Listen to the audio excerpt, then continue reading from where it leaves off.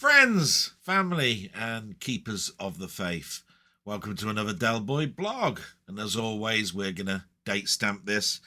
So this is year 2 of my blog, episode 47. So we're approaching the end of another year for this, not far off now. But in legacy numbers, it's blog 99.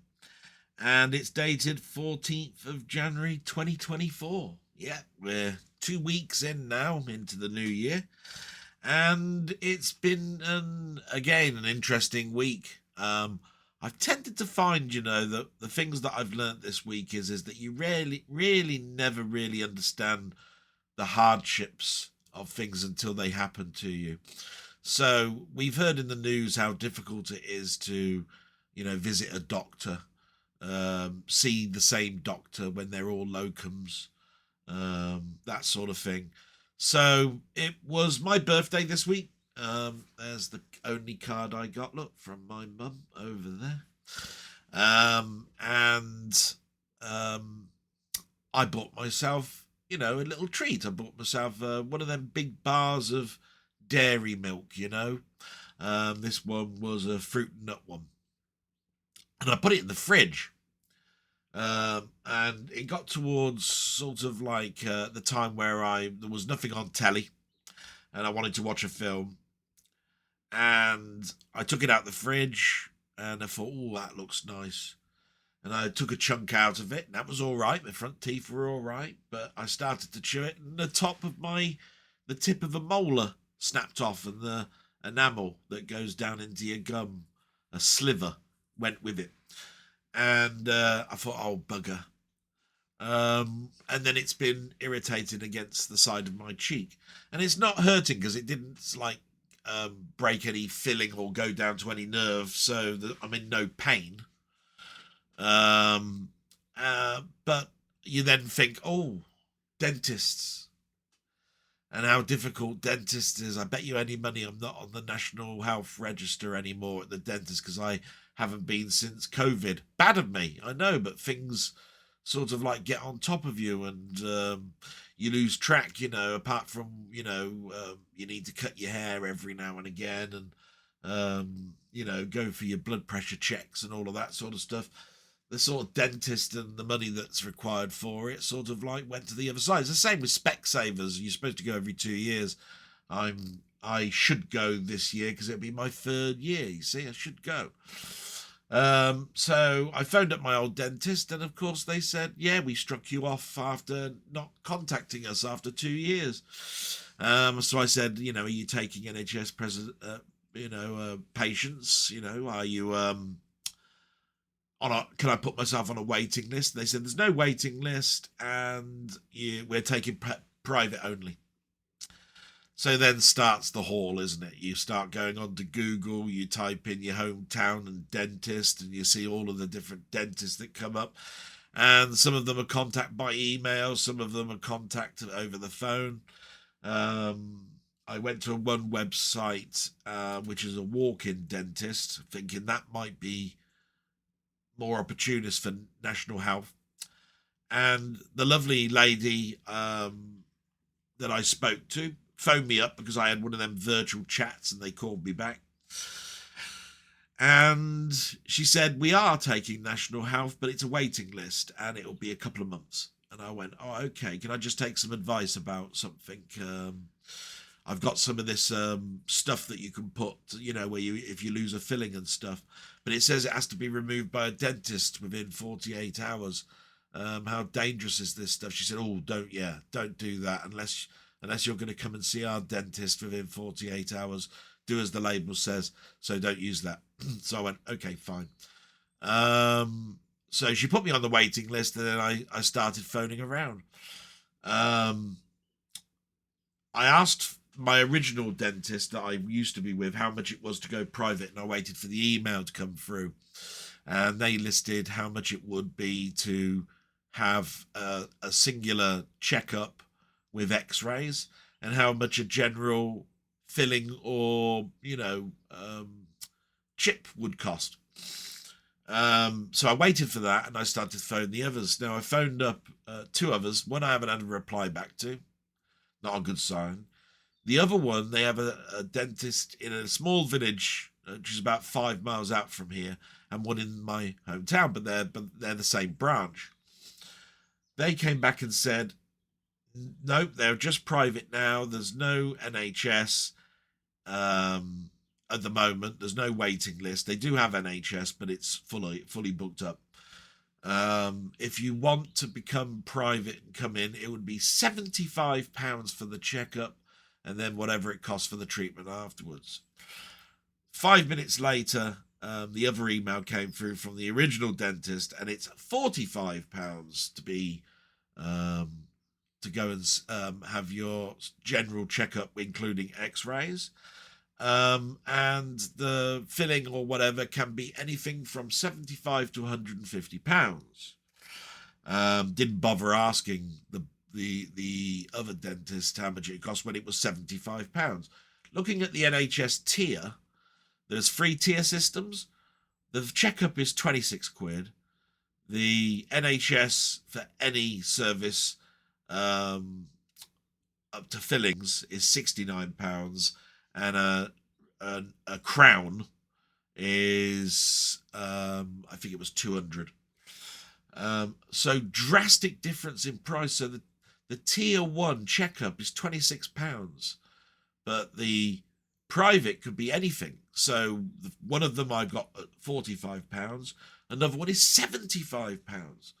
So of course I need to make a decision on Monday, and I'll probably have to get this done because it's scraping against my gum. I'm not in any pain. I'm cleaning my teeth and using mouthwash all the time, but it needs to be looked at within the next 7 days or so. So I'll be phoning back them and paying the £45 and then getting that little treatment done. But there you go. Happens on your birthday. Shouldn't have been so bloody stupid, should I? But that's what I mean by you hear about the dentist stories, but you don't really think about it until it happens to you. So the birthday came and went in many ways. I'm glad. Again, only one card, only my mum really remembered. But that's a lie, because my good friend Steve, who you've mentioned before, he bought me a game on Steam. Thank you very much, Steve. Big of you and nice of you to remember and to buy me something. And it just made the day a little bit easier. I went to bed with a smile on my face, knowing that I'd got through another year and people hadn't forgotten me. Facebook was full of happy birthdays, but of course they're all on the wrong day, because you're not stupid enough to put your date of birth in Facebook, your proper one. I mean, my God, all they need to know then is where you live and what age you are, and they know your date of birth. They'll go in and they'll start committing fraud and taking out loans and all sorts of stuff. So I'm glad I'm intelligent enough not to do that. So the date of birth in my Facebook is not my date of birth. So it's not my day of my birthday. So it's close, but it's not the right one. And that's really it for the week. I had a small conversation with my manager on Friday, just to tell me who my new line manager was going to be and who my new task manager was going to be, because my new manager is moving on to pastures new. And even though we have a meeting on Monday, she wanted to tell me before the weekend who it was. I don't get why. I mean, it could have waited till Monday. It could have been somebody that I don't like, which would have ruined my weekend. But actually, it turned out to be that the task manager is a really nice person, and the online manager I've never heard of.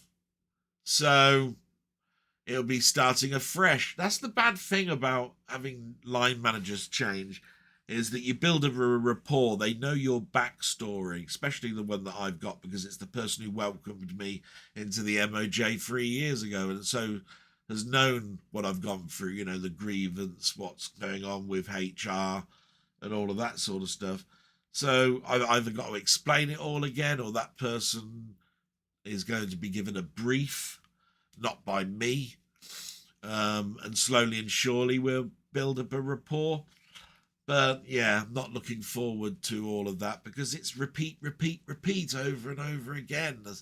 And nothing builds my blood pressure up than me reciting my grievance that I had. So yeah, not really looking at that.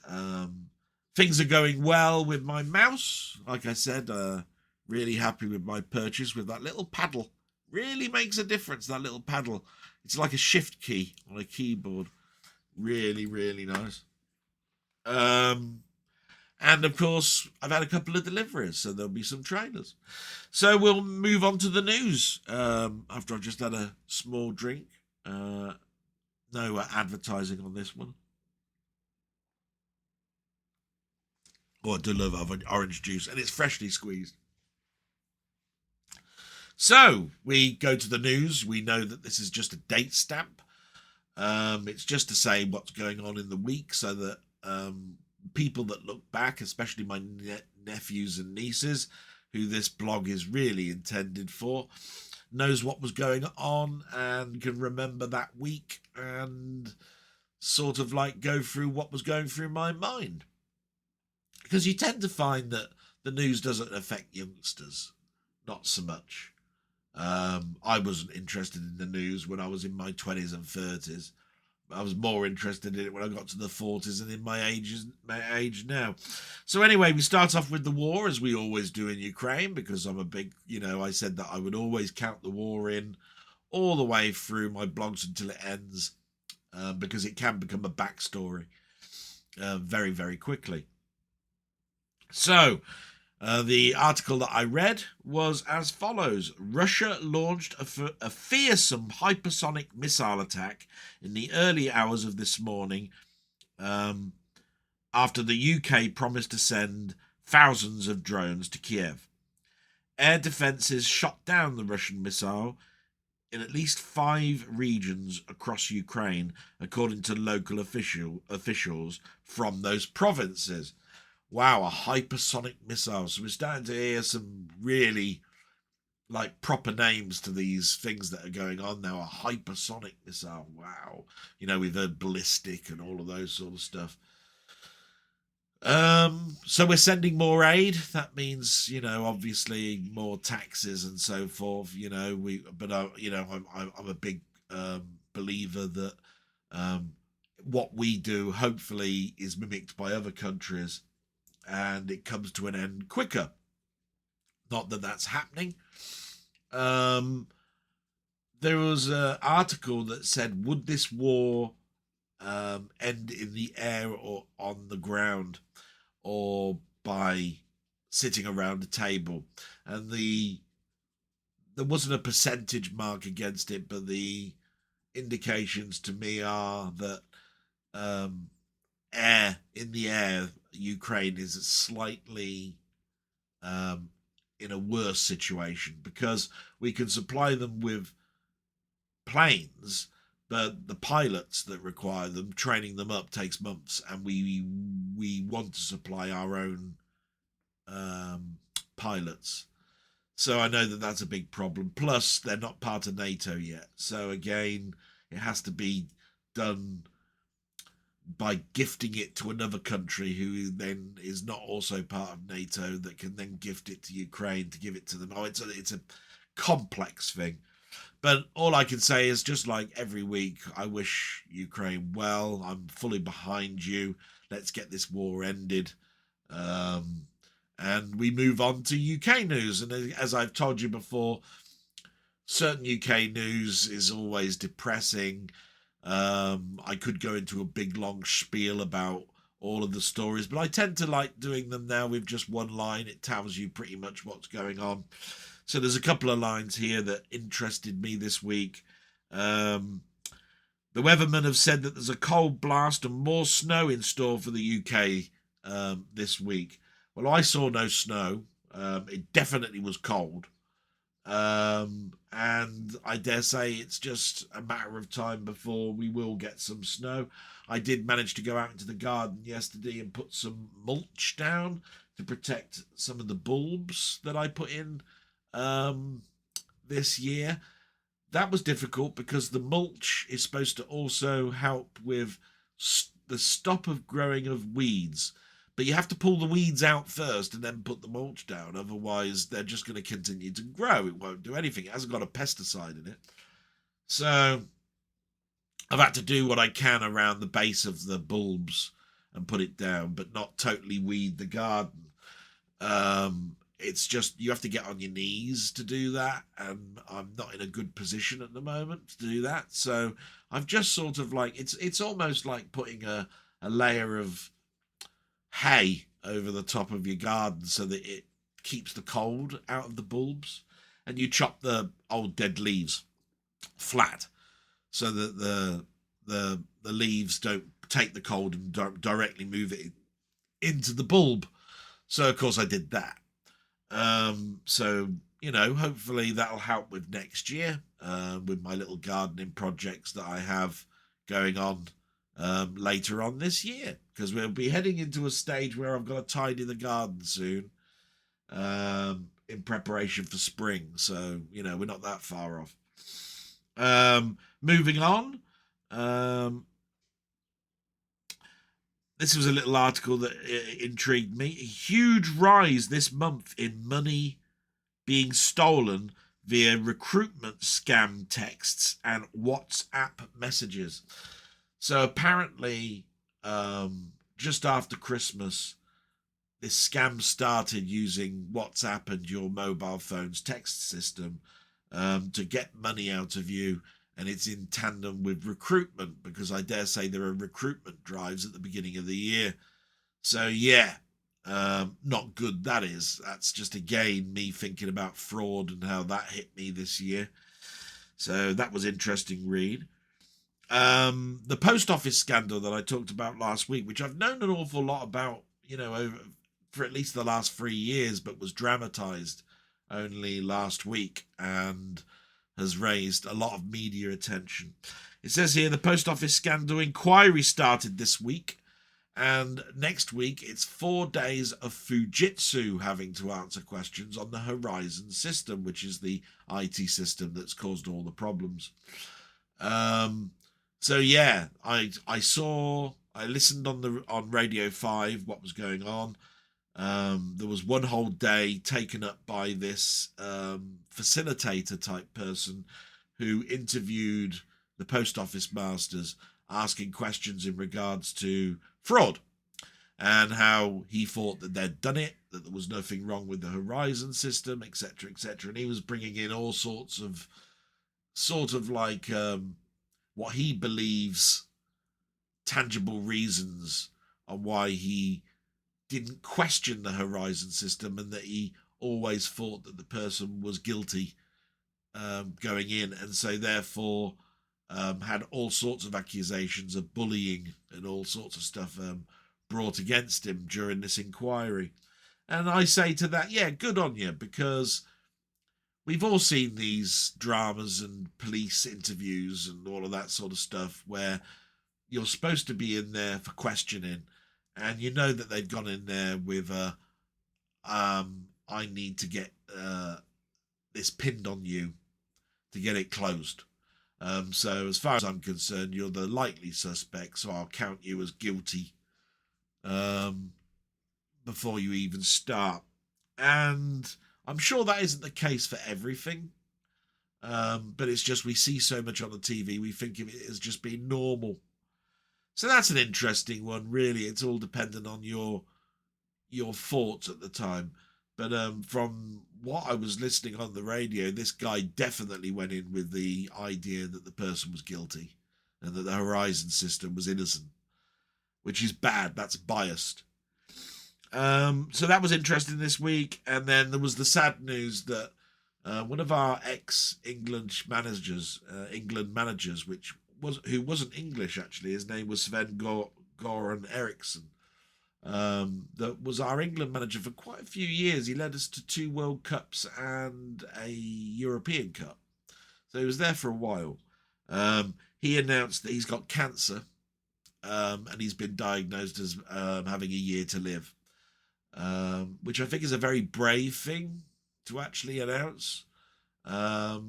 Somebody of a friend of his has listed a wish list that he had several years ago, which people are taking to heart and trying to fulfill for him, which I think is nice. Trouble is, I don't think it's come directly from Sven, so I'm not sure whether he's happy about it or not. I just thought it was very, very brave of him to mention about his cancer. And that ends the news. So we got through that okay, didn't we? Not too bad. And we move on to the shout-outs. Just going to have another little bit of a drink. And these people I always am eternally grateful to. They make me smile. They leave a message. They leave questions. They take time out to make sure I'm okay. I think they like the channel. Otherwise, they wouldn't keep coming back each week, because it does tend to be the same people. But, you know, I love them to bits, and I can't thank them enough, to be quite honest. But I can't thank enough to everybody who watches, you know. I mean, I may have 6 or 7 comments, but I have quite a few views. So not everybody's got the time to say something, but they watch it, and I'm grateful for that. I mean, I'd love, you know, anybody would love to have a bigger channel or whatever. I'm happy at the moment on how it's going. The only reason I'd like it to grow is that there are things that I like to do, such as gaming and film reviews and all that sort of stuff, where I'd like a bigger audience on those. Do you see what I mean? But because this is a retro zone, and it starts off the week with a blog, you expect the numbers only to grow because of the largest proportion of what you do, which is my blog. So, and it is niche. So anyway, enough of all that. Big shout out to these people. They are, in no particular order, Martroid, Seb's Place, Bonsai Master 3000. That's a new one. Hi, Bonsai. Gaming Since the 70s. Ian Hall, The Ramblings. David, Retro Games Played Badly. Denny, Robert's Retro Gaming, and Colin Jones, aka Ponder. Thank you so much. I hope I haven't missed anybody. Sometimes I have to prepare my blog the day before. Sometimes a message will come through even in the morning. I didn't do any other videos this week, so I don't think I've missed anybody. And if I have, I'm going to be reading out your comments shortly, so you won't be hidden for long. And straight after this, we usually get into the questions, don't we? So we're going to find out right now. And these will be in no particular order anymore. It's just I read them out verbatim and answer any questions if there are any. So we start off this week with Ian Hall, The Ramblings. Hello. So he's put, hope you and your mum are doing okay and you had a good birthday. Thank you for the shout out. I was really happy to see the announcement of the Doctor Who Collection Season 15. Let's hope we do get these releases more often. We only got 2 last year. Yeah. It's amazing how I got a couple of comments, or should I say texts, to say, did you know it's out? Did you know it's out? And I knew within an hour. You know, I mean, I get the same feeds as anybody else, but I got it within the hour.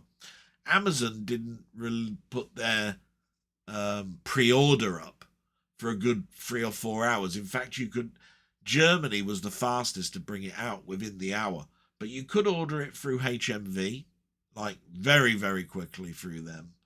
I think Zavi have it up now. I think they were the last to show. Amazon, like I said, came up a couple of hours later, and I chose the likely one for me, where I've never had any problems with boxes being smashed, the people that are also not taking the money right now, and also the ones that have no quibble when it comes to customer service. So take your pick. Did I go HMV? Did I go Amazon? Did I go Zavi? Yeah, I think you'll probably know which one I went with on that one. More than 2 a year. It worked out quite well. These are not cheap. They're £55 a box set. And I call it a box set because it is a box and it's a set of discs. So it's a box set in this particular instance. And that's £110 a year. If you get that to 115, yeah, it's 115, 120 because you don't know how much the boxes are going to go up by, do you? It might be a bit costly for me. I've never found it difficult to find the money when they come out, though. All I'm saying is there are people out there that are not as fortunate as me in my job and wage, that would find free a year difficult. Also, if you increase it to free a year, of course, we get the whole set really quicker, but it also expedites the BBC to pay money into animating their product because certain stuff has not been returned when it comes to Doctor Who. So you have to animate those stories. So, yeah, it's a tricky one. I think 3 would be the max I'd want a year. 2 is the happy medium. 1 is unlucky and nasty, and I wouldn't look forward to 1 a year. No. I do love classic Who, and it's targeted every time they're released. So, yeah. Let's see if we get 3 this year. It'd be really good, wouldn't it? This week I was gifted some films and a TV series by Tony, who has been a great supporter and friend to my channel. It's really great. I do like to hear these stories about people buying people things as a thank you or a gift or whatever. I think all that can do is raise your confidence, Ian, and make you feel special. I feel special doing my own blog, but you know what I mean? Getting something in the post and receiving something, that somebody has gone, oh, I've watched all these blogs, I've seen everything you've bought, I don't think you've got this, I think I'll get that because it's something that I like as well, and I want to hear your opinion of it. I think all of that is great. It's sort of like you're starting a steamroller slowly that basically picks up speed and then is difficult to stop, because when you then start watching things that people want you to watch and you give an opinion, people get addicted to that and then want to hear your opinion on another one and another one and another one. It's an interesting one. It's one I've had conversations with Rock God on and Mainmeister about people sending things. And I just don't like the word subscriber mail. I like to think of you all as friends. I think of it as like when somebody buys me a game, it's like them asking me, do I want to go to the pub and buy me a pint? That sort of thing, So, yeah, that's good. He's a very kind man who has a love of old films and TV series with amazing knowledge. Anyway, he sent me the Red Riding Trilogy, 1974, 1980 and 1983, based in Yorkshire. Wow, I was so gripped by them. I just watched them back to back. They covered a period of time I remember well, a corrupt set of police who, with wealthy businessmen, would go to any lengths to protect their interests. This was linked with missing schoolgirls, a paedophile ring, and a totally incompetent investigation in trying to find the Yorkshire Ripper. It was a dark, disturbing story with outstanding actors, directors, and scripts. The 3 films were shown on Channel 4 in 2009, partly funded by them. With the recent exposure about the Met Police in London and serious crimes and corruption, some things do not change over the years. These films reminded me of how good TV movies can be and should never be seen as less than theatrical releases. My question for you this week is, can you name or remember any films that were TV movies but are now highly thought of? Best wishes and have a grand time. Thanks so much, Ian. That's a big block of text. Let me see. There was a question at the end, but yeah, there was a big bit about the trilogy, the Riding Trilogy. I've seen BBC do productions like this. I don't know if you remember, if you were at school, they did it as a project where they showed these kids that went to school at primary. Then they saw them, I think, 7 years later, and they were in their secondary school. Then 7 years later, and they were fully grown adults, and where they were all the way through this process. Some of them had died, some of them had gone to prison, some of them were doing well, etc., etc. In the same vein, this seems to be another sort of like one of those, only done with actors to tell the story. And I find them all very, very interesting. I really do. We can have overexposure of particular people, like the Moors murders, the Yorkshire Ripper, etc., etc. But I think we're intrigued by how the people's lives were affected during these things. As long as the researchers asked the people, "Do you mind?" and they've said no, they don't mind. I think it's great that the public get to know these things, because I think it's the hardest thing in the world to do is to get people to read articles like this or read books. But seeing as a dramatization, it's much more in the public eye, and easy to digest, not so sort of like bland and linear. And I'm not saying that murders and everything are bland and linear, but you know what I mean. It's a documentary, and some of those can become very dry. So that's great. So glad you like that. What a nice thought. Your question, right? Yes, of course. You've said a TV movie that's now highly thought of. Well, I suppose there's quite a few. And while I was talking then, I was trying to also multitask and think of films in my head. The one that comes to mind is one that I bought just recently, which is Duel, Steven Spielberg's quintessential cat and mouse film. A truck driver menacing a businessman driving across the American countryside. A brilliant film that was TV first and got a theatrical release, but is highly regarded as a truly great film, especially when you consider how early that was in Spielberg's career.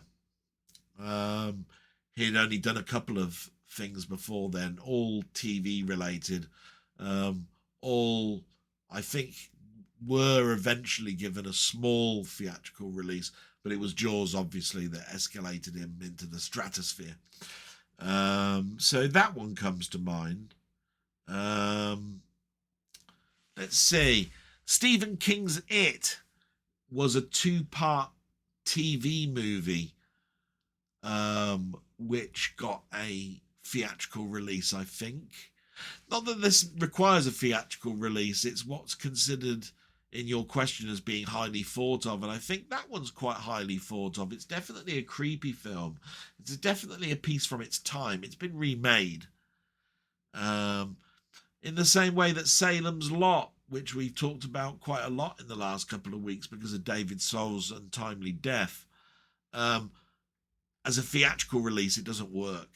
It was cut down to, I think, an hour and 40, if I remember rightly, from what Rock God was saying the other day. I thought it was like 95 minutes, but yeah, it's probably probably 140. It's a 3-hour production, so you're cutting out an awful lot, which some people might say is padding, but if you actually watch it, it takes away a lot of the good stuff. The emphasis, the thing that makes the cliffhanger at the end of each little segment in the story means something, because you need to get to know these characters and then have a passion for them and then worry about them when they're in peril, that sort of thing. If you cut that padding out, then all you've got is an introduction and then their untimely death.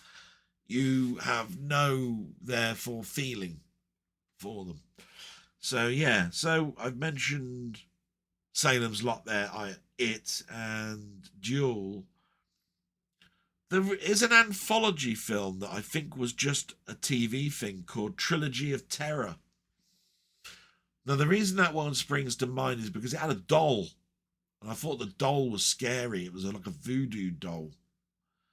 I think that's highly regarded of. I think that's more of the obscure nature of people for me to mention on a blog like this. It's not obscure to me. I've seen it.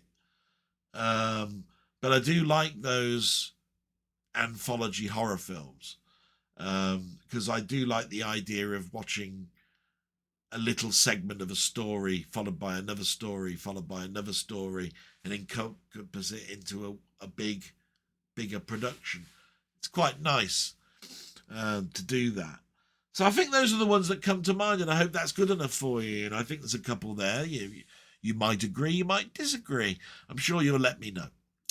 So we move on after I take another little sip. And we get to gaming since the 70s. My mate Steve. We always do my salute, don't we, Steve? You're too good, you bastard. Oh, I've got to think of a new salute. But there we are. I'm not getting very far with that, am I? Yeah, I'll think of something. Something like that. He starts off by saying, "Hi Del, sorry for the commenting is so late. Came through for this day, so not a problem.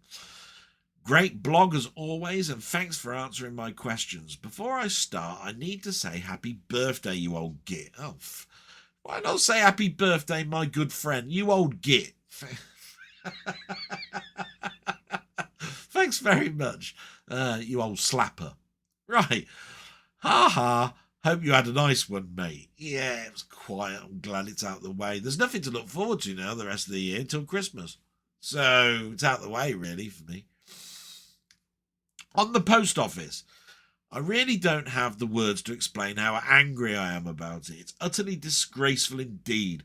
I cannot imagine what they have been going through. And oh yes, David's soul.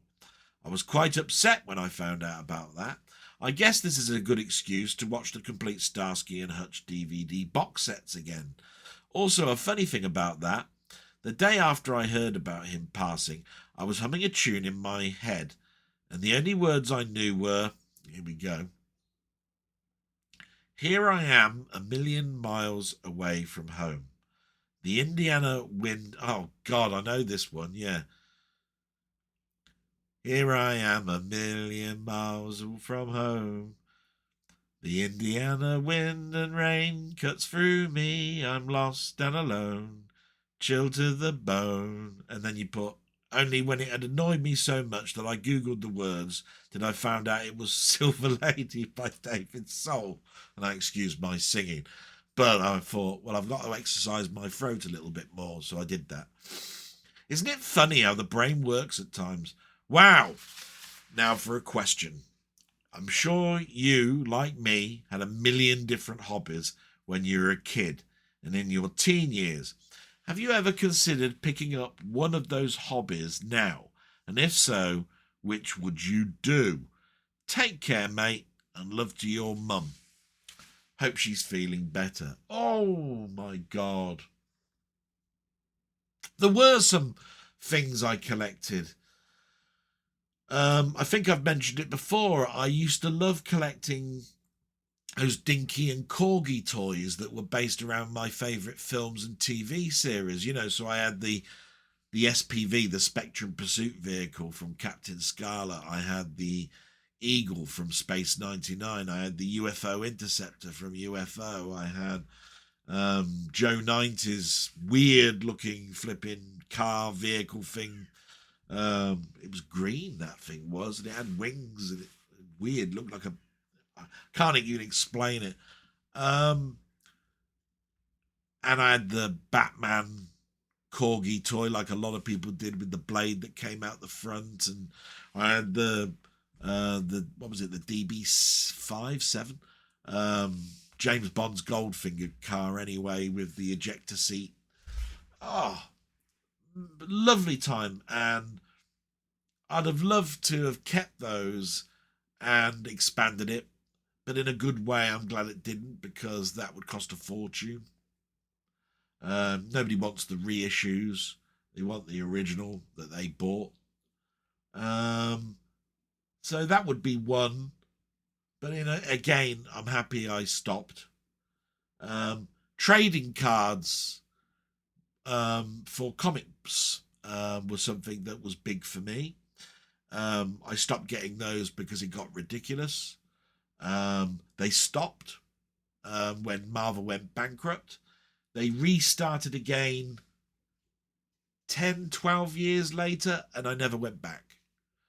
Now, you could say then that I haven't got every Spider-Man trading card that's out there, and that my collection ends at sort of like 1998. But at the end of the day, I've kept the comic book side going. I kept the statues going as long as I could. And I've got trading cards, and if I die and they're given over, like I intend to in my will, to my family, then I hope they appreciate them, or they sell them and they make them some money for them.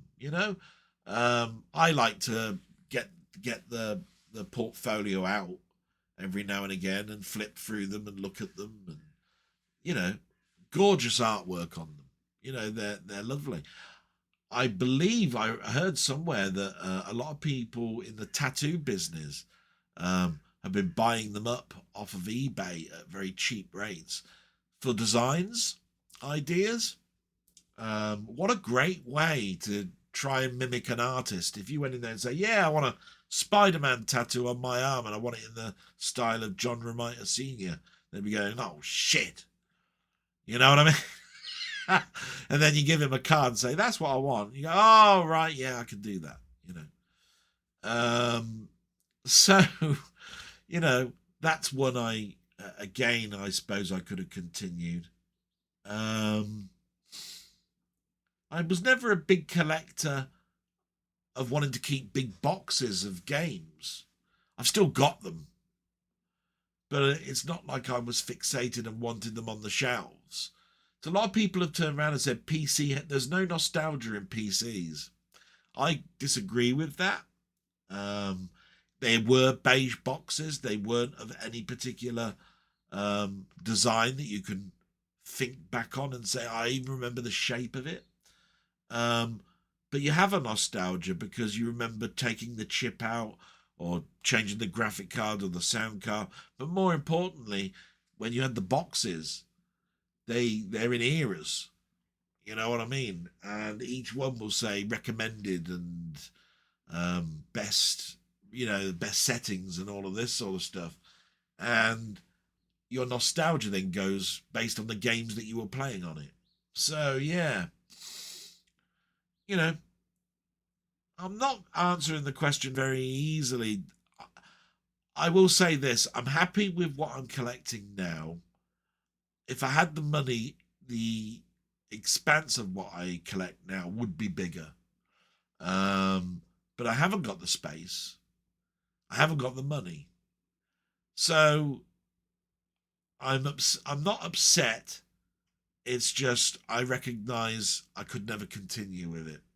And because they're not in my collection or in my front of my eyes right now, I'm not upset that I haven't got them. Do you see what I mean?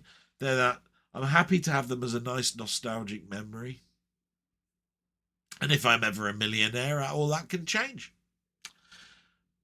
Thank you so much, matey, for that question. That was brilliant. It brought back some happy memories just thinking about some of the collections that I had. There's certain comic books and annuals. I remember buying all the annuals at the end of the year, of the Marvel annuals and Looking annual and, Doctor Who annual and, the $6 Million Man annual and UFO annual, all the TV series. Yeah, they were happy times at Christmas. If you got a book, you were glad it was an annual. It wasn't Spotter's Guide to Birds.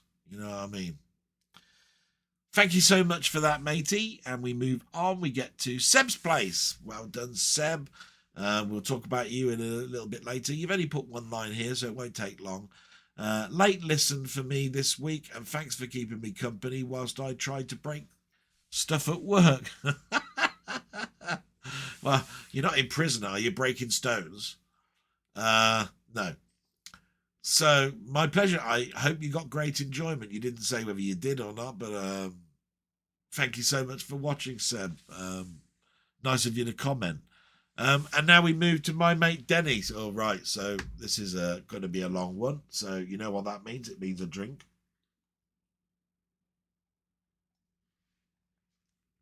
Oh, nice.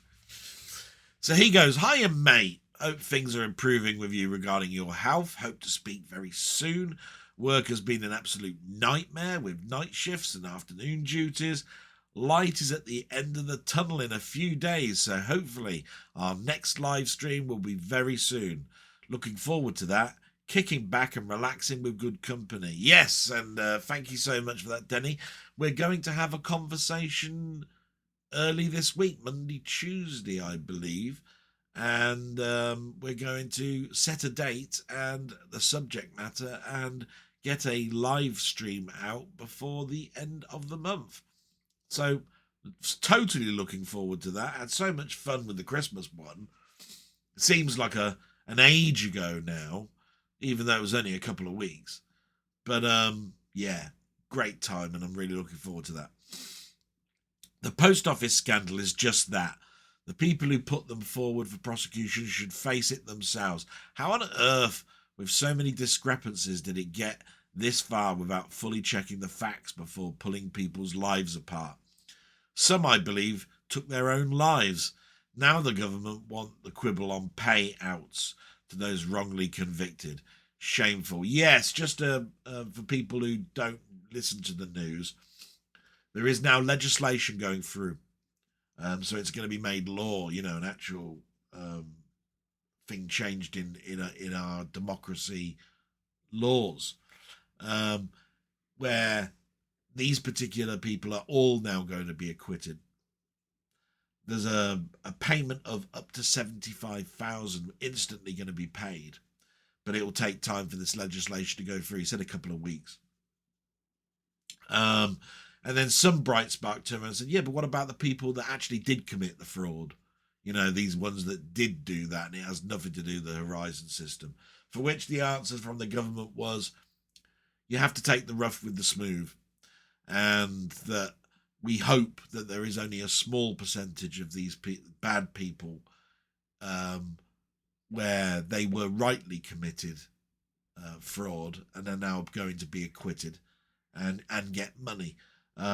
We have to take the rough with the smooth and give people what they need after the length of time they've been waiting. And that was a nice answer from the government, and one you have to think about here a little bit, because the other way it's been working is each case is reviewed on a merit by merit system, and that's taken forever. Just think if you were 2,198th in the queue, you'll probably die before you get to that particular case. So yeah. Regarding the post office saga, I want to draw attention to the production on ITV that got 10 million viewers. First episode on a Thursday night, a working night I might add. Overnight ratings were strong, which would suggest to me that Doctor Who on Christmas Day with 4.83 million puts things into perspective a little, considering that virtually everyone was off. If it's good, people will watch, regardless of how many channels there are. BBC and ITV will always garner good figures if the quality is there. And I agree, we've never disagreed about that, Denny. But I will also say that Monday night is when I saw it. Monday night on ITV is drama night. It has a build-up of Emmerdale and Coronation Street before it, so you've got a honed audience, And a lot of audience figures, even in the past, stemmed into the next show. So Doctor Who used to be before the Generation Game. So people would tune in, even if they weren't a Doctor Who fan, 10 minutes before the Generation Game and catch the last 10 minutes and then watch that show, boosting the figures.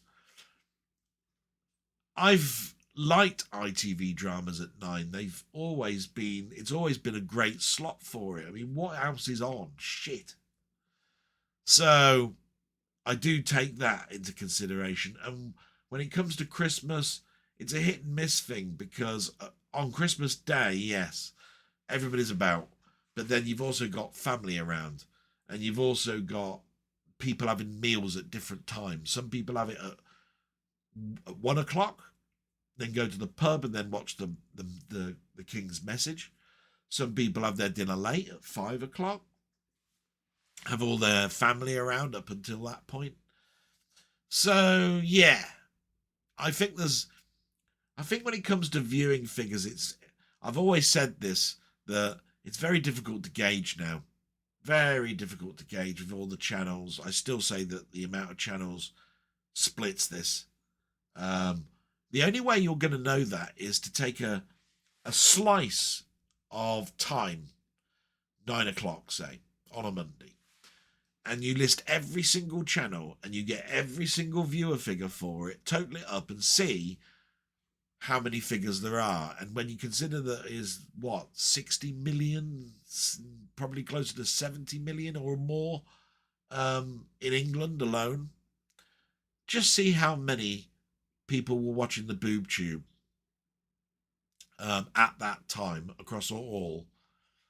And if it's half the country, you've got your figures, because that's what we had with ITV, BBC Two, and BBC One. You had about half of England sitting in front of the TV. You know, audience figures of about 20 odd million. And this was at a time in the 70s where our population was about 40 or 50 million. So yeah, I was sad to hear about the passing of David Soul, another actor from my childhood, playing Hutch in Starsky and Hutch and Salem's Lot, where he played Ben Mears. And who can forget his hit song Silver Lady and Don't Give Up on Us, Baby? I wish that him and Paul Michael Glazer would have done a reunion movie for Starsky and Hutch, like so many others did back then. Yeah, because that guest appearance that was right at the end of that awful Starsky and Hutch movie with Ben Stiller, was it? And what's his name? Owen something or other? Yeah, awful. I've heard in the news that Paul Michael Glazer is suffering this week on the death of his friend and can't quite comprehend it. That's nice to hear, but not nice to hear, if you know what I mean. It means it meant something to him, and now his friend's gone, he's missing him, etc., etc. So yeah, a very sad time. You carry on. You mentioned Magda's dog Rebel. Made me think of the dog out of Champion the Wonder Horse that needs a fully restored release on DVD. Champion the Wonder Horse. Yeah, I haven't really thought about that. And the Lone Ranger. My sister and my mum like Champion the Wonder Horse. I'm not going to start singing again, but there was a song. And the Lone Ranger was just basically the bugle, wasn't it? The bugle call. Famous. God. I mean, I'm not going to do the bugle call myself. I'm just trying to think of the name of it. Is it the... why is it the Dick Barton tune's coming into my head when actually it's... Oh, for God's sake. Anyway, it'll come to mind. You know how it is. It's Sunday morning. I haven't got my brain together. Bone Tomahawk in your trailer section. If anyone hasn't seen this, I recommend this. Great movie, and a quite bloody one too. Thumbs up from me. Yeah, I'd seen it. I was just glad to re-see it, if you see what I mean, because it is a bloody film. Oh my God. The things that go on in that film is quite distasteful, but it's a compelling film.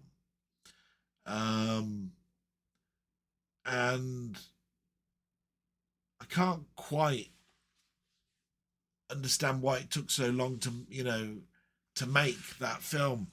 Westerns always seem to be out of favour these days, and they take an absolute age for them to get the money up together to make another one for cinema. Not so much for TV series. There's a glut of them.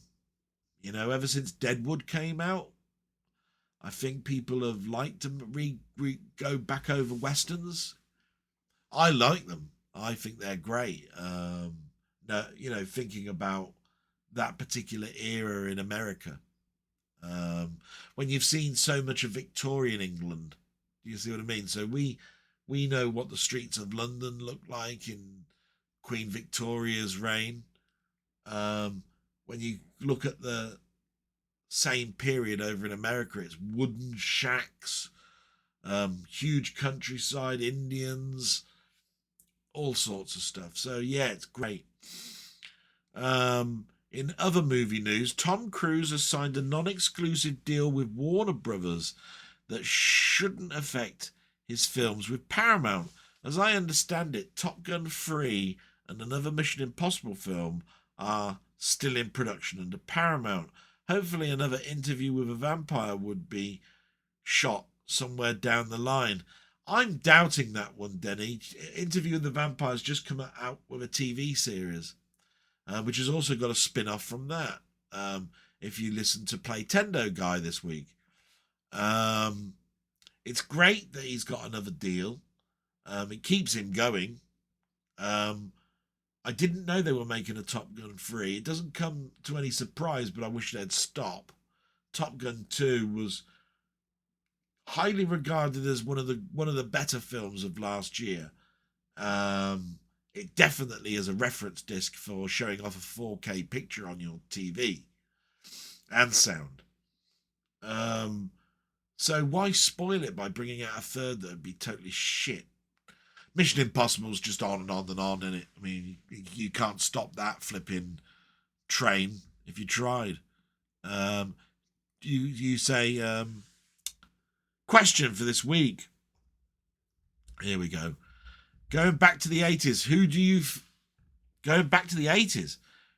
think were the worst male and female actors on TV and film in that period, and why? God. I don't really think about bad acting, more an ensemble and bad TV shows. I mean, I'm sure in the 80s there was a plethora of people that turned up in Coronation Street in Emmerdale that were singers or scriptwriters that just had I'd love to be in the background of a Coronation Street story. It's something that I'd love to do. And they can't act for toffee. And it's just atrocious. It also is about, you mentioned the 80s. So the names that are coming to me, I could read out a list of people that I get turned off by whenever I'm seeing a TV series, and it wouldn't necessarily be the 80s. And these people could be out of movies as well, and I'll read those out. I don't think I can think of any from particularly the 80s. These are people that they just turn me off, and I just go, I can't watch any more of this person's acting. It's atrocious. One of those is Vince Vaughn. I've never warmed to him ever, and he nearly crashed the TV series True Detective, which I thought started off really, really well. Lady Gaga turned up in the American Horror TV series, and she can't act for. She couldn't in that. She was much better in that When a Star Is Born film, but that American Horror thing, it was awful to watch. Shotgun thing. Christina Applegate turns me off. Not in that particular way, but what I'm trying to say is we watched her grow up in Married with Children, but then everything she did after that was the same character in everything she did, to a point where you can't act, can you? Because that's the only thing you know how to do is that character. That or Hollywood are just giving her those roles, you know. It's the same with Ashton Kutcher. Is that how you pronounce his name? The bloke who took over Charlie Sheen in 2.5 Men. Never liked him. Wasn't he in The Butterfly Effect? That was about the only film I think where he's redeemable. Yeah. Roseanne Barr. Now there's a character name and actress. I put up with Roseanne, the TV series, because of the other actors in it, but her voice and her acting, nah. And then, what was she? Nothing after that. And I think they brought Roseanne back a couple of years back. She was just as bad then. I watched one episode of it and went, it's the same shit. Oh, she's same voice. I think sometimes the voice is the thing that grates the most about that. Thinking outside the box, Hulk Hogan, but he's an 80s. There we go, 80s. Hulk Hogan. Wrestling, great. Acting in wrestling, great. Films, oh, no. I don't think I could sit through another Hulk Hogan film. I'm glad they're not in my collection. I think that's it. Oh, no. I don't know his name. Oh. It's Jadier Smith. Will Smith's son. He revived the Karate Kid. And he did a sci-fi film. Another Earth, is it, or something? Bloody awful acting. My God, man. Stop. You ain't your dad. Those switch me off from what I'm watching. And I don't mean to be disrespectful because I'm sure that they're lovely people. But if I've been asked a question and I have to answer it, I have to be truthful in myself and go, those just don't do it for me. Really? No. So thank you very much, Steve. My salute to you. And thank you very much for my birthday present and for your remembering, sir. Brilliant. Just also fill in for the guys here and gals that are watching. I got a number of games over Christmas and I will be playing them very shortly, and I'm going to record them because I think they deserve a pat on the back for getting them for me, and I really do want to show my appreciation and play them in front of an audience to see how I'm getting on with them. I tried to do a series one day of a game. It was a space game, but it ended up doing what I hate about these things, and that is it came across like a walkthrough. If I want a game, I want to know the beginning part, the tutorial, the feeling of it, and then I want to discover it myself. Do you see what I mean?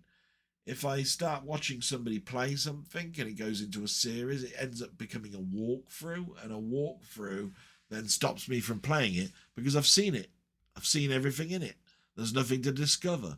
The discovery is the exciting part. The bit where you put this in, something comes out. Oh, didn't know that was going to happen. Like in Minecraft, when you're building axes and you're building spades. You don't know until self-discovery. You see what I mean? Watch somebody do it, and all you got to do is remember it. And you're halfway there. So, yeah. So, I will be playing your game, Steve. Thank you so much for those. And I'm looking forward to that. That's two with your name written all over it. Colin Jones. Thank you, Colin, for answering. Here we go. Chapter and verse. Hope your mum's health continues to improve. Thank you so much. And I do mention your name to my mother because you are one of the people that I recognise by name. My mum also recognises your name. The need to reduce blood pressure is a vicious circle. You stress over getting it done, which sends it up. Of course it does. It's always been one of my arguments. And it's why they've always turned around and said, can you do 2 readings in the morning, 2 readings in the afternoon? Get those to us. Because they want to get a baseline. But every time you get these letters that say, you are due a blood test and blood pressure reading check. Please, can you book your appointment? You're going, oh, I'm going to just stress myself out over this. Anyway, falsely convicted people went to prison and those bringing the prosecutions knew it was a cover-up. Now that's been revealed. Then those involved in the cover-up should be spending time behind bars. They are literally guilty of manslaughter. Totally 100% agree. Exactly like Denny. Listed above or earlier. Couldn't agree more. I threw one of those red bendy cracker fish out without even opening it this Christmas. That was the question from Denny last week, wasn't it? Where it was about crappy presents, crappy stuff that come out of crackers. It could have been actually Steve, to be quite honest, on that one. Yeah, great question. Regarding waiting a year for buying the printer, it's when I will have the spare cash for it. Yeah, totally agree. You only buy things when money allows you to, and then some things take greater priority. Like the greatest priority I've got now is getting my tooth sorted. That's a ticking time bomb. It means that other things that I had planned have to just step to one side. So, question for next blog. How much disk storage do you currently have attached to your main PC? And what's the mix between SSD and SDOR, which you explained to be spinning disks of rust? Yeah, I wouldn't say rust. Spinning disks of death. Because they die. Yeah. Hard drive controllers, resistors, capacitors. They all tend to go, and those spindles, usually they're quite robust. But it's, yeah. Anyway, enough about that. You wanted to know. Let me think. So this PC under here has got one 1 terabyte SSD drive, which is the main operating system. It's got a 1 terabyte SSD slave disk for anything that I think requires faster access. A 2 terabyte hard drive, standard spindle, 75,000 RPM drive. No, it's a 10,000. It's 10,000. It's a black caviar. Yeah, 10,000 HD. A 500 gig, 2.5-inch HD drive out of a hard drive out of a laptop, which is labeled up media, which specifically this recording goes to, and nothing else goes to it, so the whole space is free to record just this. But then I've got my NAS drive, so you can't see it, but just there I've got 2 NAS drives, a silver and a white one. The white one is Synology. The silver one is a Netgear. Okay. Inside there, in the Synology, there is 4 2 terabyte drives in RAID array formation. So they're basically got 2 distinct hard drives and 2 backups. They're not striped. So one backs up the other one backs up the other one. If one fails, you just hot swap them out. But then on the silver NAS, that's a RAID array, but it's just a capacity drive. There's no backup on it. That has got 2 3 terabyte drives in it. So there's 6 terabytes in there. And then I've got 16 of these things. 16 hard drives of these. All out of laptops. Just used for MP3s, gaming ROMs, that sort of thing, so that I can bring them back in quickly and easily. Things like 3DS ROMs, that sort of stuff. Stuff that takes up a lot of space that I only want to use when I want to use a particular emulator. But then I've also got a slave PC under here, which is why you got this keyboard here, but I've got a keyboard in front of me, which has got Windows 8 on it. It's basically my firewall as well. This particular PC, everything goes through it and out. And that has got a 1 terabyte SSD drive in it, and it's got a 3 terabyte slave drive, normal hard drive. That one is 7,500 RPM, just a standard 3 terabyte. Again, this machine here used to be used for torrents and newsgroup downloading, and my main PC would be just unzipping it, getting it all ready, burning off, etc., etc. Which is why I've been able to keep my drive going as long as I have, because my main PC's hard drive has not been taxed. So there's that. There's that. Thank you so much for your question, Colin. I hope that was a good answer. Then we get to David. Retro games play badly, and he reads, keeping me company at work. Possibly the last time for a while, as we are shutting down for a while. Oh, that's a shame. Be ashamed to see you go, but I totally understand. Watch the post office dramatisation on ITV. Utterly disgraceful. Post office management should be ashamed. The darts was brilliant. Always prefer keys to a joystick when I play on a Specky. Fair enough. Hate printers with a burning passion. Yeah. They fulfill a need, and that's all they are to me. Not exciting. Thanks for the kind words regarding the collection and my drunken ramblings. My pleasure, matey. It's really, whenever something comes up in my alert and it then says David's retro gameplay badly, I know I'm in for a good time, so I drop things usually and just go straight to it to look at, because I could do with a smile. Throw Mama from the Train is a classic film. Great trailers, matey. Thanks for the company. And it was my pleasure, David. Like I said, good luck for the future. Sorry to see you go. Maybe we'll see you back. I understand you need your time. Nothing more else to say about that. Thank you,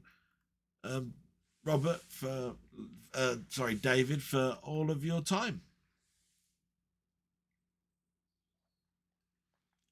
Now we get to Robert's Retro Gaming. So he's put, I struggle with motion sickness when playing VR games, so I've never bought a set.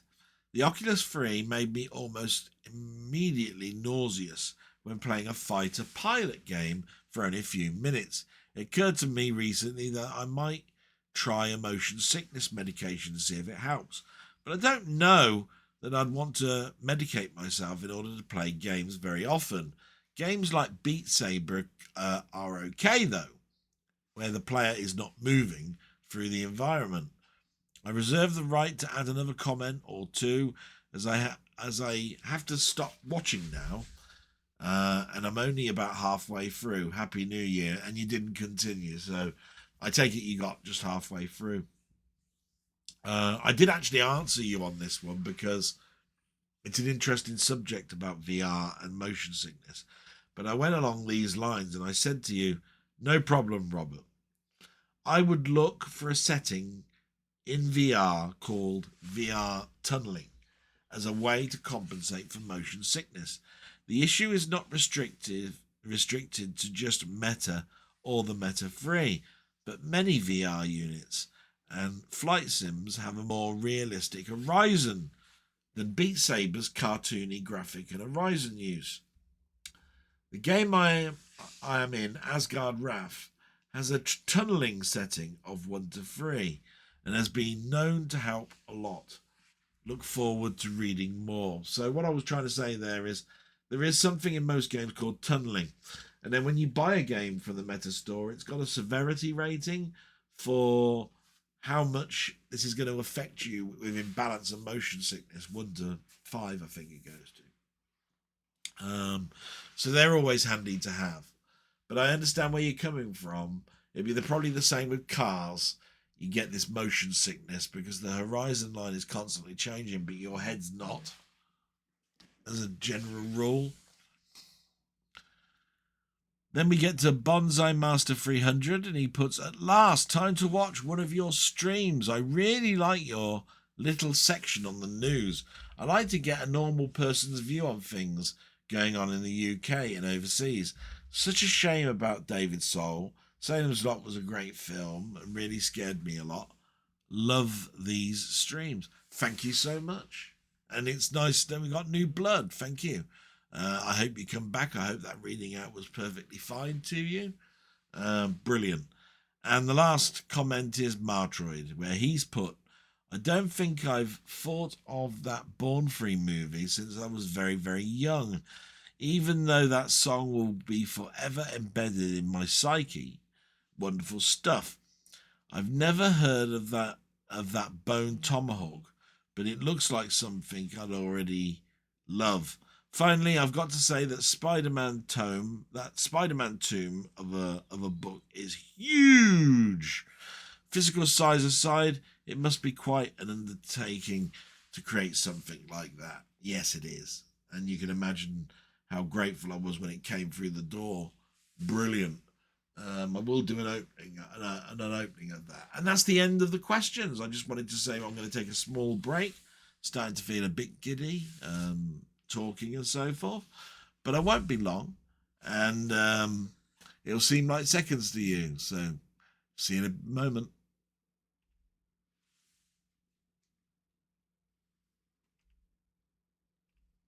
There we go. I hope that wasn't too bad of a jump cut there.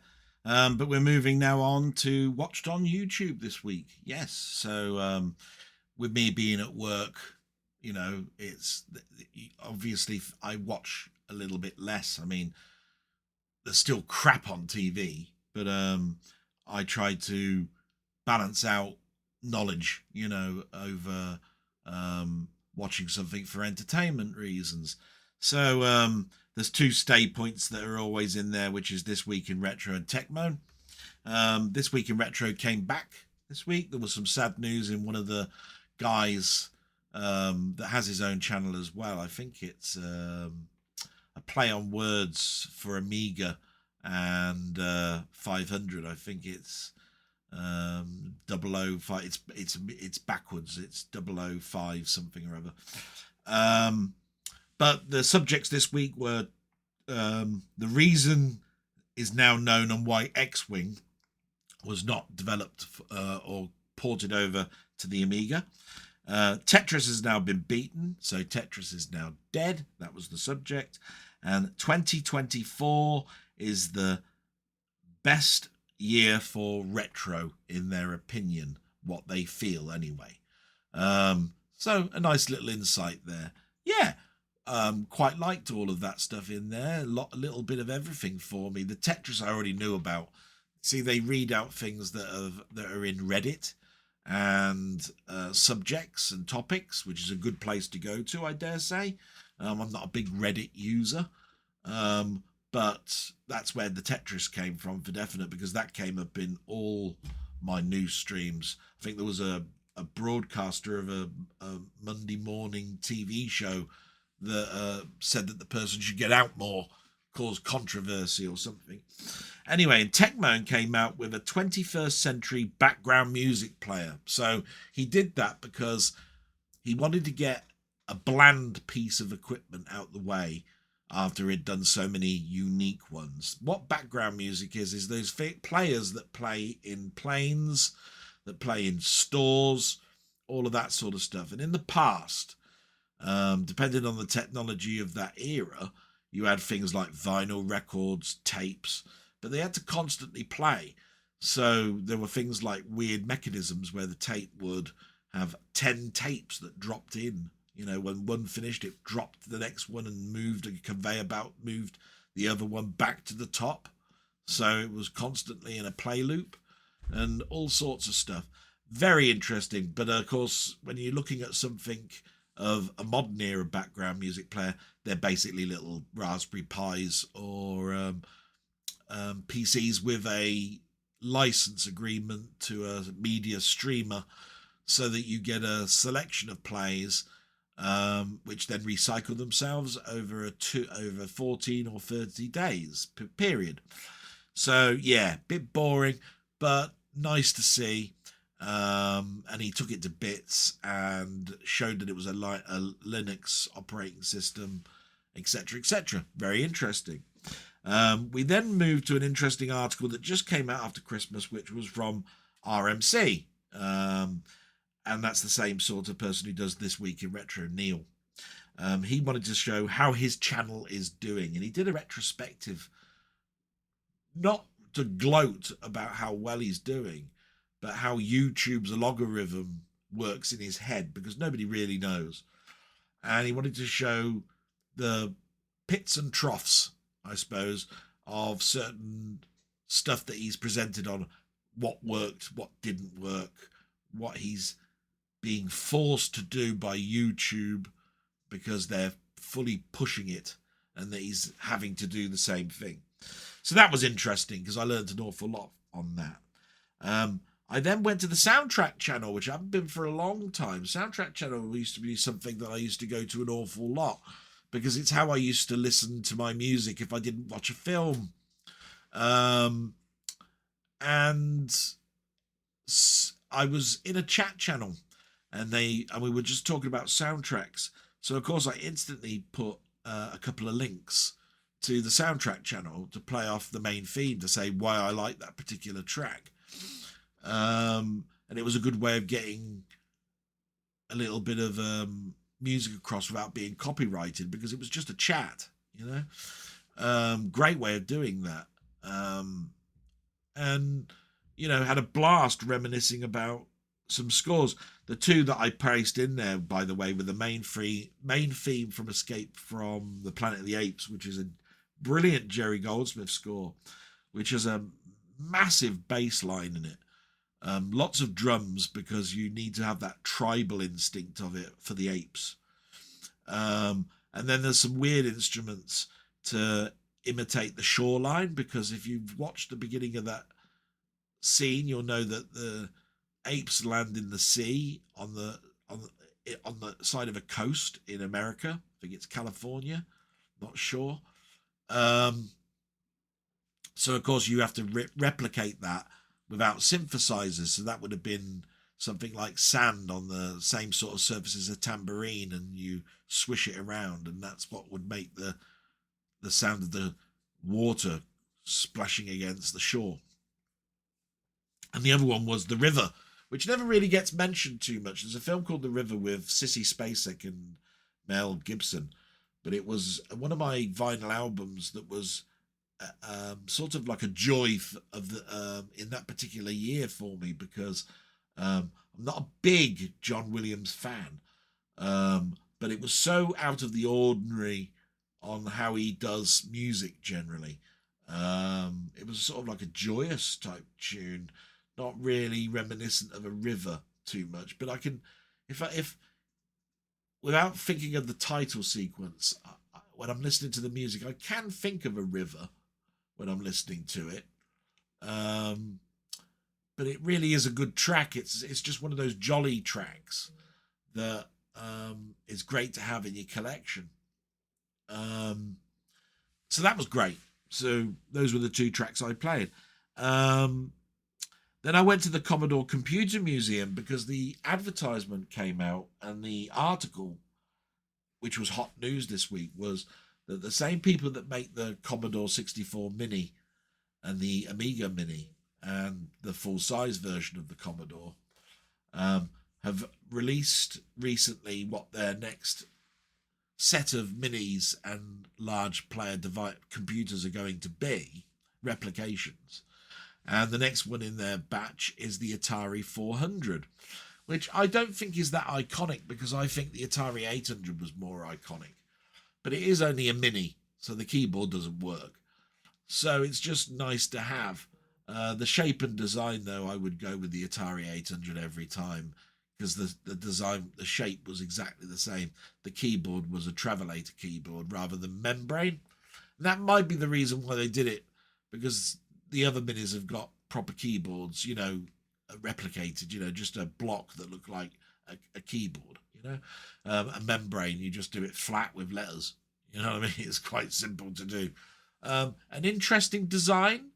I had a little conversation with Mainmeister about it on his live chat yesterday, saying that I consider the minis nice to have as ornaments, but not really as devices to plug into a TV. Of course, you could use them for that, but it's just nice, instead of having the great big huge machine itself on a shelf tilted so you could see it, that you can have just a little mini on a plinth with a little stand that says Atari 400 underneath it, and do that for all of them. And all of a sudden you've got a timeline of computers. So yeah, I do think minis have a place like that. But the Mister basically has taken all of that away for me. Don't need those things. And then Retro Gamer Nation did his normal monthly roundup of Commodore 64 new titles, but this one was prominent or pertinent to him because he had an input on a game that was only released 2 days ago called Yeti Mountain, and he wrote some of the screenplay or the story in it, so it was a sort of like a badge of honor for him to show it. But it looked very interesting. And then literally a couple of hours later, 20th Century Gaming said he'd bought it and he's going to stream it shortly. So that's going to be interesting. So those are the things I watched on YouTube, other than what I also watch in regards to the filming side of things. So we move through what I normally watch. My good friends here, Rock God, he did his Christmas gifts, and his video nasties continued. And believe it or not, I think yesterday, but it was very late and I haven't seen it all, he did his birthday gifts, because he has the same birthday in the same week as me. So that's going to be jolly interesting to watch. Well done, matey, you bastard. No, love you to death. Did you see that? He did a gaming stream, which is unusual for him. He did Power Wash, which is one of Mainmeister's and Down the Rabbit Hole's favourite game. But he did the DLC for Back to the Future. That was interesting. He did a film review of Poor Things, which is at the cinema at the moment. He did an Akira 4K unboxing, which I've got Akira. That was a long time ago, but it's nice to see an unboxing nevertheless, and a number of other reviews and things. He's a very general type of guy and sort of a legend, really, because he does all sorts of things like energy drinks, food, what's happening at the cinema at the moment, the cinema experience. He talks about these things outside the cinema, as he's doing them, and then gives his opinion straight afterwards, so it's fresh in his brain, that sort of thing. Very, very good. Great to watch. Then we got Ian Hill, The Ramblings. He did his memoirs of the moon landing, which is brilliant. A lot of people wouldn't have been around, literally, well, I won't say literally. The moon landing is around when I was born. So, obvious. So for me, I've only really recognised it through documentaries, because it was around the time. It wasn't the actual time. And of course, I've been big on NASA ever since Voyager, and those satellites going through our solar system. I'm still intrigued by that, and I still follow that. They're still going now. So, even though they've left our solar system now, they're in space where we're never going to see anything outside of our solar system through them. They're powered down They're solar powered, and the obviously the sun's brightness diminishes as it keeps moving. So yeah. Then we've got Forgotten's World of Movies. That's Andrew. He did his top 15 films for the era, for the 2020s now. That's coming to an end. So he started to do capsule reviews. I think the first one was Jaws. I think he's done several others now. He's reeling them out very fast. That's what I intended to do. As you know, I've done 2. His will be different to mine. His is not about the film so much, but more about why he thinks that they're good. Mine's similar to that, but also a reminiscent of when I first saw it. How many copies I've got in my collection, that sort of stuff. So it's sort of similar, but different. You know what I mean? Definitely worth a watch. Then you got Euphoria Pictures. As you know, big fan of Euphoria Pictures because, like him, he buys an awful lot of the box sets, the more deluxe versions of the films. So he did his latest 4K pickups, and he did a review of his Titans of Cult collection, for which he's got them all bar one, which is the one that I got turned up this week today. For him, it's going to take a bit longer because of the country that he's in. Then we got Playtendo Guy, always worth a watch. He did a 4K December and January pickup video that's in 2 parts, always worth a watch.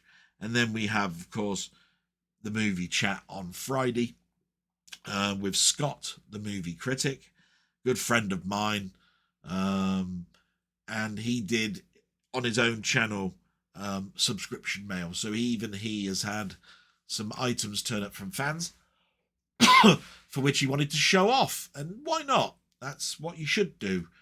Subscriber sends something to you, show it off.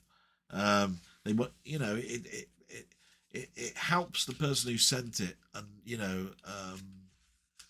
and gives some sort of recognition that you've got it and what you think of it. So that's brilliant. And then we moved all of those channels, by the way. Please go watch or sub.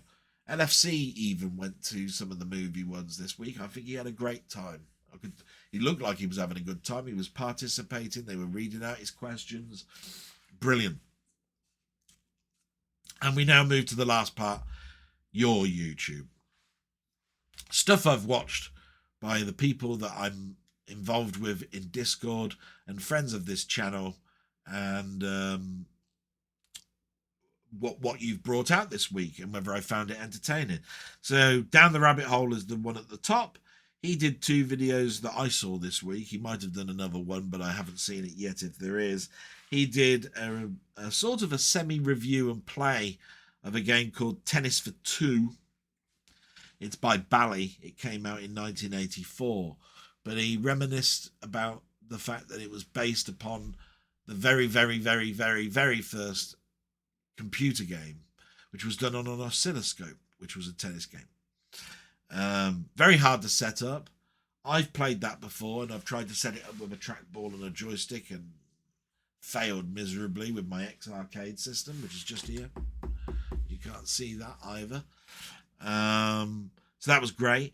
And then he did a look at a Stormtrooper electric shaver. Wanted to know whether it cuts as well as his R2-D2 shaver.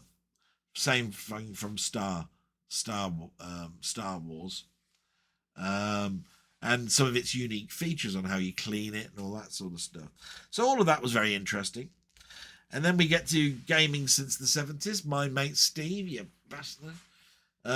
He started off a series of a game called Satisfactory, which is out of his Steam library, and it's very, very entertaining. I find those things intriguing to watch because they do end up being walkthroughs, but at this very early stage, he's doing stuff that's still probably within the tutorial. But it's a factory sim type thing where you're on an alien planet and you've got to resource the minerals from it, and you've got to set up the machinery and equipment. and locate where these minerals are on the planet, and then ship them off. It's brilliant. It's called Satisfactory. I think it has been in the sale. If it ever does come up in the sale again, do buy that. But definitely go and see the channel of Steve's. Hugely entertaining, brilliant. Then we got Robert's Retro Gaming. He continues his series of Minecraft videos. He's now up to episode 100 of Minecraft in Exile. He did his Steam game Euphoria, which is basically now up to episode 13. He did some 8-bit reviews on Atari equipment. Ball Changer, I think it's called. Sea Fox, Death Zone, just to name a couple. And he also played Gradius for the hardware kerfuffle that's going on in the Discord. So he's playing the arcade game Gradius to try and get the high score table. Absolutely brilliant. Can't knock Robert. His output is just second to none. Something every day. Then you got Seb's Place. He did Commando, which is the best version. And for once, I was totally in agreement, with the order that he put them in, because there are 3 main containers: the 64, the Spectrum, and the Amstrad. The others are there, +4, BBC, but they don't hold a patch to those top 3. And he put them in order, and the order was correct. I won't tell you what that order is. I want you to go and see it. And then you got LFC Gamer and Vlogs, who did a vlog and explained what he picked up that week for films, what he's been watching on TV, what he's watched on TV, and some things on football, because he's a big supporter of Liverpool. It won't be very long now before his predictions will be caught up with, and we'll know whether he's close to his predictions. So that's something to look out for. I already mentioned 20th Century Gamer. He did a stream yesterday of normal sort of Commodore 64 games, but he's building up to doing that Yeti game I mentioned earlier. So I'm looking forward to that. And Mainmeister did a live stream with me yesterday. And that's it. So Alan's stream always goes from strength to strength. I have to congratulate him. I think he's up to 25,000 views on one video he brought out just before Christmas. Who knew 25,000 people would watch a demo when you've got so much other entertainment that Alan on Mainmeister does? And with that, we're going to move into the trailers. No, we're not. We're going to show you what I've bought this week. So we're going to change cam. There we go. That's the cam I use to show the things that I've bought this week. So, what came through this week? Well, we've got a deluxe edition of a film called Mean Streets by Scorsese. It's huge. Takes up a huge amount of space, this one. I'll just hold that up to see if you can sort of like freeze it and read that at your leisure to see what you get. But that's a brilliant box set. I'm really looking forward to opening that up. Then you've got the Steelbook Collector's Edition of The Exorcist, The Believer, a film that's divided with a lot of fans and people. I'm looking forward to watching it. I didn't get to the cinema to see it. You get quite an awful lot of extras in there. Don't know if you can see that again. I'll hold that up so you can see what comes in the case. Brilliant. Looking forward to that. And then we've got Gladiator, which is that Titans of Cult release that a lot of people have been getting this week. Again, lovely looking case. Lots of extras. Can't really see too much. But basically, that's got some really nice packaging. Probably not quite as deluxe as I'd like it with Titans of Cult. They've usually done these clear perspex or plastic cases with badges and things inside them. This one is just a vanilla cardboard affair, but I've heard it's very good. It's stiff cardboard. It's not going to break in any way. And now we're moving into the trailers. So I'm going to shut up for a minute, which I'm sure you're happy with. And we'll get on. So I'm going to turn the microphone off. And you're going to listen to some films. Trailers.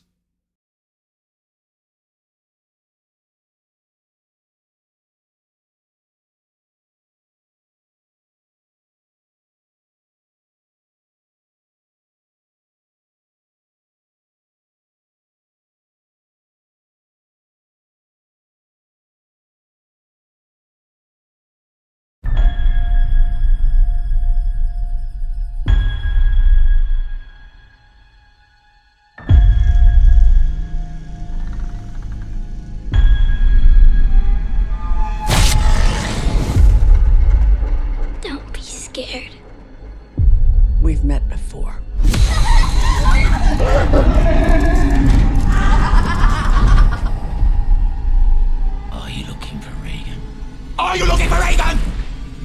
Be burned in hell! Make it strong!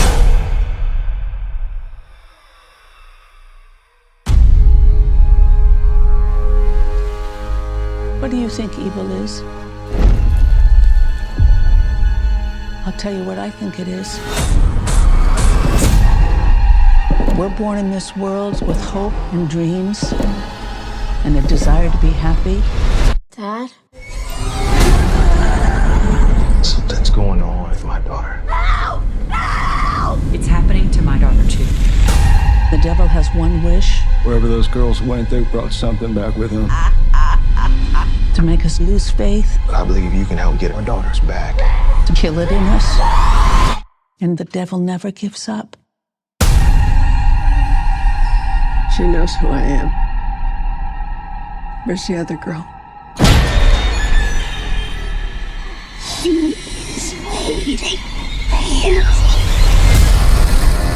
What you're doing here is dangerous. People have died on both sides of possession. Come home, baby. Come back to us, okay? If you don't make it, I don't make it. Mama! What is it, baby? I can't get you. Baby, I'm right here. I don't want to go to hell! God played that trick on you. There are 2 heartbeats. Is it working? They're beating in sync. Be strong. What did you do? One girl lives, one girl dies. You get to choose.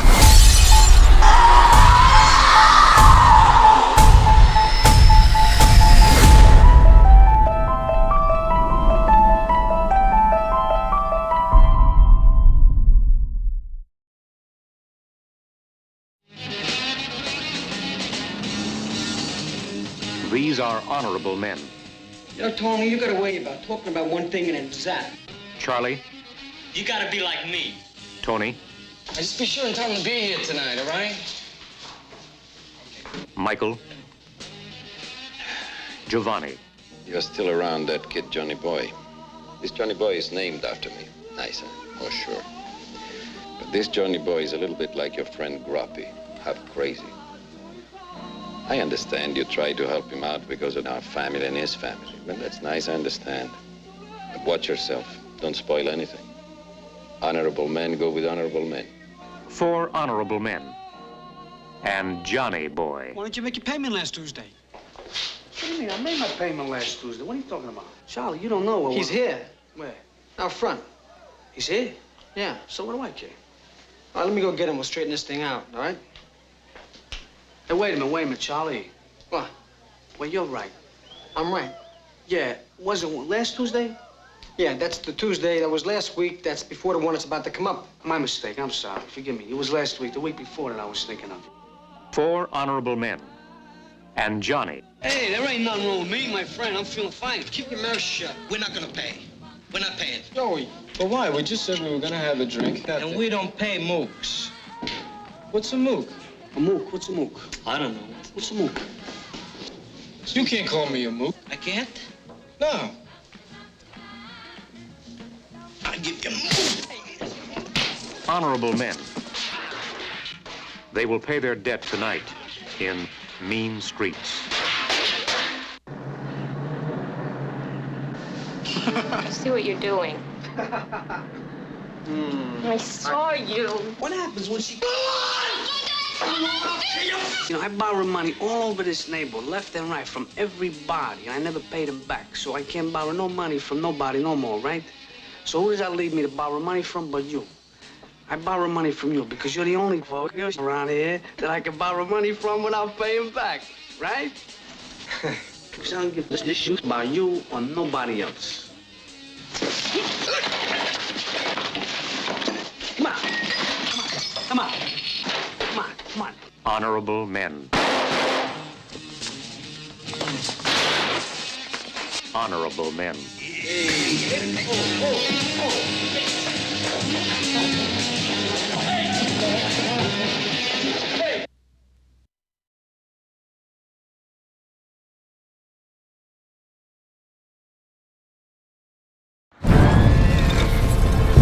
my signal.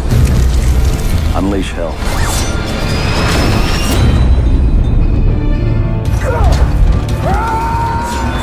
Who is he? I'm required to kill, so I kill. Tell me your name. My name is Maximus Decimus Meridius. Commander of the armies of the North. Loyal servant to the true Emperor, Marcus Aurelius. Father to a murdered son. Husband to a murdered wife. And I will have my vengeance. In this life or the next. Win the crowd, and you'll win your freedom. I am not entertained! Today I saw a slave become more powerful than the Emperor of Rome.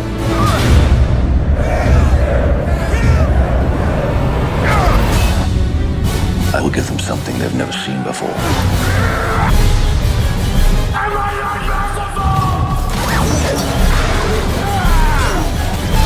What we do in life echoes in eternity.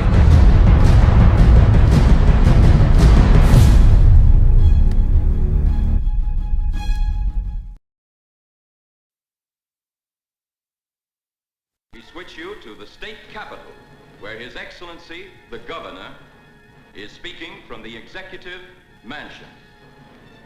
Further, I have, in conjunction with the federal government, declared this state to be a disaster area.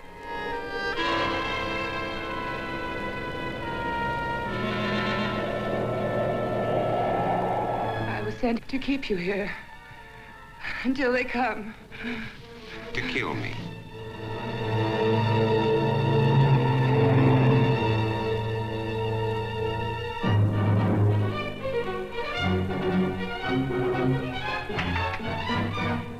Vampires, alive among the lifeless, that make the night hideous with their inhuman cravings.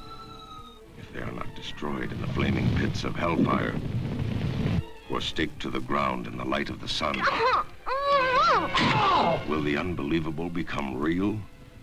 A world of inanimate zombies by day, irresistible, horrifying attackers by night. Can a zombie woman's hunger for love repopulate the earth?